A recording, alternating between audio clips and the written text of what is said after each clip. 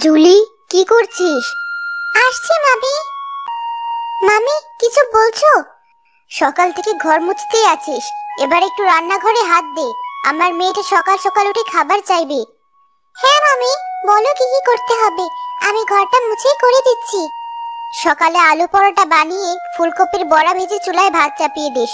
সকাল থেকে দাঁড়িয়ে কাজ করতে করতে মাজাটা একদম বেঁকে গেছে।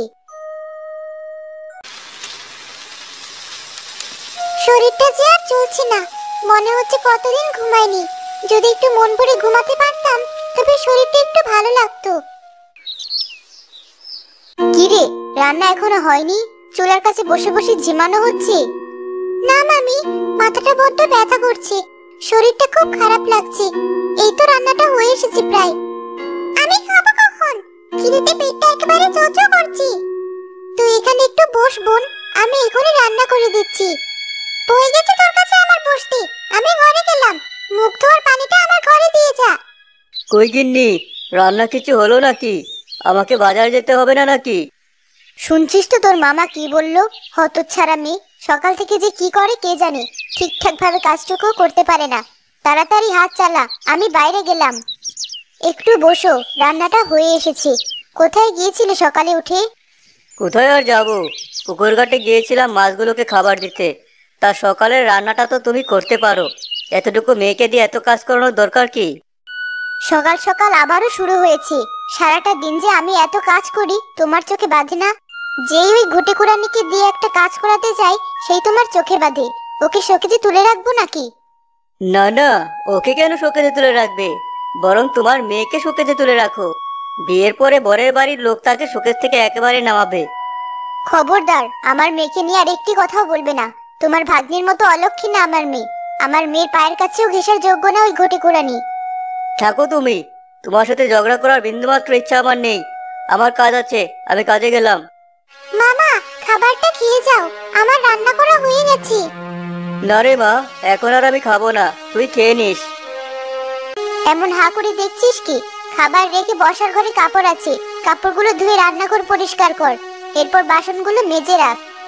আমার যে খুব খিদে পেয়েছে মামি, কটা খাবার দাও, মুখে দিয়ে সব কাজ করে দিচ্ছি। সারাদিন শুধু খাই খাই, এত গেলা কোথা থেকে আসে? আগে কাজ শেষ কর, হাড়িতে পান্তা ভাত আছে, তারপর খেয়ে নিস। মা, কোথায় তুমি? আমাকে কেন তোমার সাথে নিয়ে গেলে না? এরা যে আমাকে সারাটা দিন খাটায় মা। সবকিছুর শেষ থাকে মেয়ে, অন্ধকার শেষে আলো আসে। ভেঙে না পড়ে শেষের আলো পর্যন্ত অপেক্ষা করতে পারলেই শান্তি মেলে। কে বললে এই কথা? কে তুমি? গাছের উপরে তাকিয়ে দেখো, আমি একটি পাখি। বাহ, কি চমৎকার পাখি তুমি! এমন সুন্দর গায়ের রং, তুমি কি সোনার পাখি?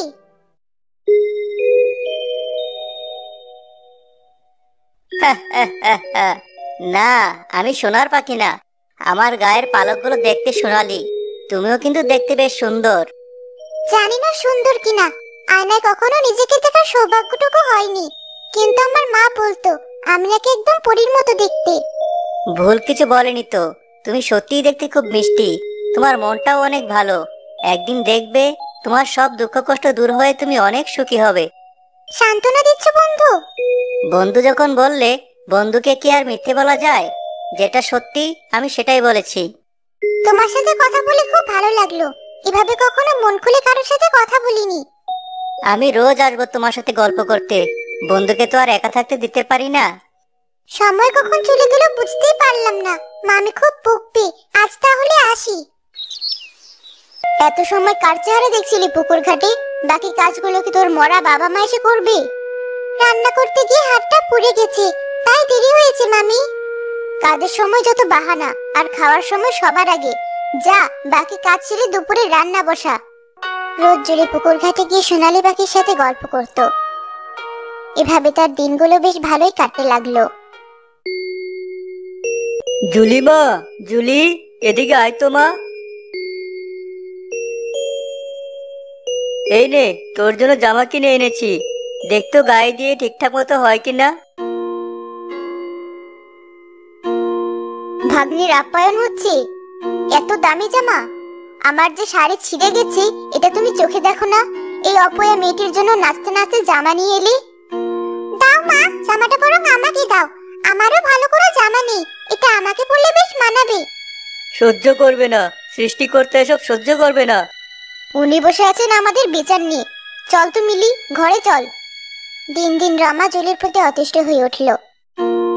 সে বাড়ি থেকে জুলিকে তাড়ানোর জন্য ফাঁদ পাততে লাগলো। মা, সে কখন থেকে এভাবে হাঁটাহাঁটি করছো কেন? তোমার আবার কি হলো? যে করে হোক ওই মেয়েকে বাড়ি থেকে বিদায় করতেই হবে। আজ থেকে বাড়িতে ও থাকবে, না হয় আমরা থাকবো। কিন্তু ওকে তাড়াবে কি করে? দেখো না, বাবার চোখের আলসি। সে আমার উপর ছেড়ে দে, ওসব নিয়ে তোকে তো ভাবতে হবে না। চল, তোর বাবা তো এখন বাড়ি নেই, দেখি মহারানী কি করছে। এই যে মহারানী, কি করা হচ্ছে? এই তো মামি, রান্না করছি। রান্নাঘরে তো আর 2 ঘন্টা আগে ঢুকেছিস, এখনো রান্না হলো না? সব কাজ গুছিয়ে মাত্র আসলাম রান্না করতে। বেশ, আজ আর তোকে রান্না করতে হবে না, এসব রান্না বান্না আমি সামনে নেব। তোকে একটা কাজ দিচ্ছি, সেটা মন দিয়ে শোন। হ্যাঁ মামি, বলো কি কাজ করতে হবে? শুনেছি ওই জঙ্গলের ভিতরে সোনার খনি আছে, আমাকে সেখান থেকে অনেক অনেক সোনা এনে দিতে হবে।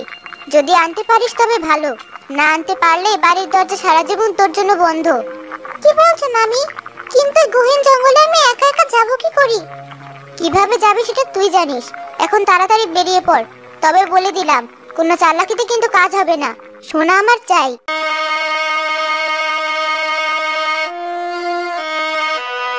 কি হলো, আজ আবারও আমার বন্ধুর মন খারাপ কেন?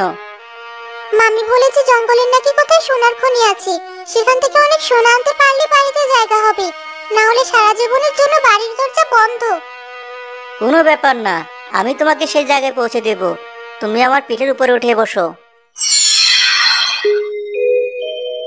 কিন্তু যদি কোনো বিপদ হয়? আমি থাকতে কিসের বিপদ? তুমি সবকিছু আমার উপরে ছেড়ে দাও আর উঠে এসো। সোনালী পাখি জুলিকে উড়িয়ে নিয়ে গেল জঙ্গলের ভেতরে। সে জঙ্গলের ভেতরে গিয়ে দাঁড়ালো এক বিরাট গুহার সামনে। কি হলো বন্ধু, থামলি যে? আমরা সেই সোনার খনির কাছে চলে এসেছি, এবার তুমি নেমে এসো। এ কি, এটা একটা গুহা, তুমি আমাকে গুহার কাছে কেন নিয়ে এলে?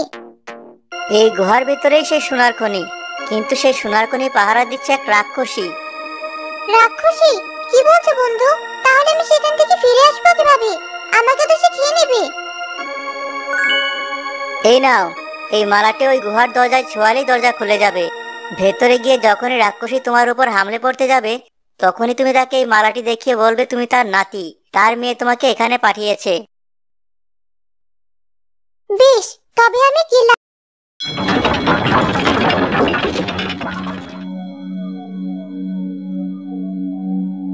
এত সোনা, আমার নিজের চোখে বিশ্বাস করতে পারছি না। কেমন মানুষ মানুষ গন্ধ না? এই গুহার ভেতরে মানুষ এলো কোথা থেকে? মনে হচ্ছে সেই রাক্ষসীটার কণ্ঠ।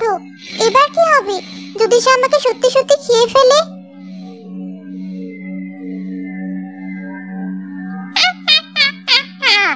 একদম ঠিক ধরেছি, এই তো মানুষ। অনেকদিন পরে আজকের খাওয়াটা বেশ জমবে, মানুষের তাজা তাজা মাংস। আমাকে খাবে নানি? আমি তো তোমার নাতি, খেলে খাও, তবে তোমার মেয়েকে কি বলবে? আমার নাতি? হ্যাঁ, তোমার নাতি। তোমার মেয়ের তো মানুষের সাথে বিয়ে হয়েছে, তাই তো আমি মানুষ হয়েছি। তুই যে আমার নাতি, তার প্রমাণ কি? তুমি তো খুব বোকা। তোমার নাতি না হলে কি আমি এখানে আসতে পারতাম? এই দেখো, রাক্ষসী মালা, তোমার মেয়ে আসার সময় আমাকে দিয়েছে। আমার নাতি, আয় আয়, আমার কাছে আয়। তোকে তো কোনোদিনও দেখিনি, তাই চিনতে পারিনি। কত বড় হয়ে গেছিস। বড় হব না তো কি করব? তুমি তো কখনো আমাদের দেখতে যাও না। মা তোমার উপরে খুব রেগে আছে। যাব কিভাবে বল? এই সোনার খনি যে আমাকে পাহারা দিতে হয়, তাই তো যেতে পারি না। তা তুই কি মনে করে আসলি আমার কাছে? মা পাঠিয়েছে। আমাদের সংসারে খুব অভাব হয়েছে, তাই মা তোমাকে সাহায্য করতে বলেছে। বাবা খুব অসুস্থ, কোনো কাজ করতে পারে না। আহারে, আমার মেয়েটা তো কষ্টে আছে। নিয়ে যা, ওখান থেকে নিয়ে যা তোর যত খুশি সোনা দানা। নিয়েছিস? হ্যাঁ নানি, নিলাম তো। এবার যে আমাকে যেতে হবে। চলে যাবি? আজকের দিনটা থেকে যা আমার কাছে। না নানি, থাকবো কি করে? বাবা যে খুব অসুস্থ, তাকে চিকিৎসা করাতে হবে তাড়াতাড়ি। সেটাও তো ঠিক। তাহলে যা দিদি ভাই, তাড়াতাড়ি বাড়ি ফিরে যা, সাবধানে যাস কিন্তু। জুলি রাক্ষসী থেকে বিদায় নিয়ে বাইরে বেরিয়ে এসে দেখলো সোনালী পাখি তখনও অপেক্ষা করছে। তুমি এখনো আছো বন্ধু? আমি তো তোমাকে প্রতিশ্রুতি দিয়েছি বন্ধু, তোমাকে রেখে যাব কিভাবে? তোমাকে অনেক ধন্যবাদ, তুমি আমার খুব উপকার করলে, কিন্তু আমি তোমার কোনো উপকার করতে পারলাম না। তুমি কি এখান থেকে কিছু সোনা নেবে? সোনা নিয়ে আমি কি করব? ধন্যবাদ যদি দিতেই হয় তবে তুমি আমাকে মেরে ফেলো। এ কি বলছো তুমি? তুমি আমার বন্ধু, আমি তোমাকে কখনোই মারতে পারবো না। বেশ, এবার তুমি আমার পিঠের উপর উঠে বসো, আমি তোমাকে বাড়িতে পৌঁছে দিয়ে আসি।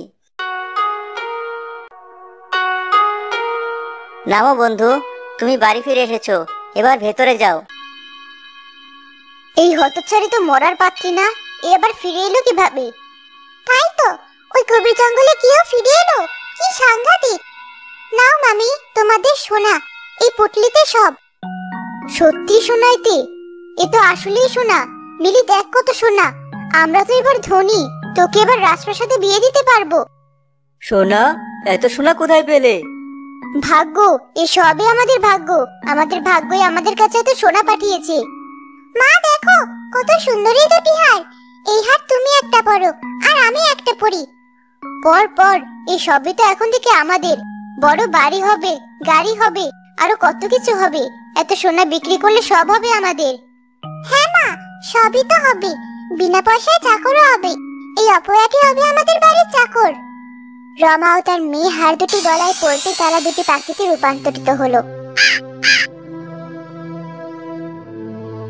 অতি লোভে গিন্নি নষ্ট।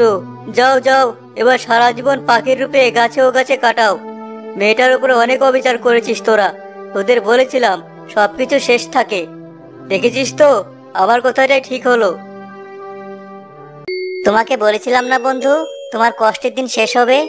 এখন থেকে তোমার কষ্টের জীবন শেষ, তোমার আর কোনো কষ্ট থাকবে না। তোমার প্রতিশ্রুতি ঠিক ছিল বন্ধু, তোমাকে আবারও ধন্যবাদ। ধন্যবাদ যদি দিতেই হয় তবে আমাকে মেরে ফেলো বন্ধু। না না, এটা কখনো সম্ভব না। আমি তোমাকে মারতে পারবো না। তুমি যদি আমার ভালো চাও তাহলে আমাকে মৃত্যু দাও। আমি আবারও তোমাকে কথা দিচ্ছি, তোমার ভালো হবে বন্ধু, মারো আমাকে। কিন্তু মা, পাখিটাকে মারা কি ঠিক হবে? জানি না ঠিক নাকি ভুল, তবে এতে যদি আমার বন্ধু এতে খুশি হলে তো আমাকে তাই করতে হবে। ও যে আমার অনেক উপকার করেছে।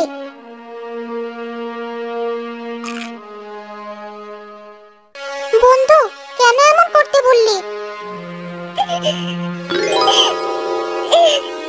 আরে জুলি, কাঁদছো কেন? এই দেখো আমি। তুমি? হ্যাঁ, আমি একজন মানুষ। এতদিন ওই রাক্ষসীর মায়াজালে আমি বন্দী ছিলাম। সে আমাকে এমন সোনালী পাখিতে পরিণত করেছিল। তুমি অনেক দিন বেঁচে থাকো বাবা, তুমি আমার মেয়েটাকে অনেক সাহায্য করেছো।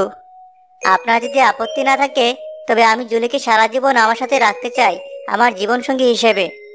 যাক বাবা, আজ থেকে আমি নিশ্চিন্ত থাকতে পারবো, আমার মেয়েটা আবার সুখের মুখ দেখতে পাবে।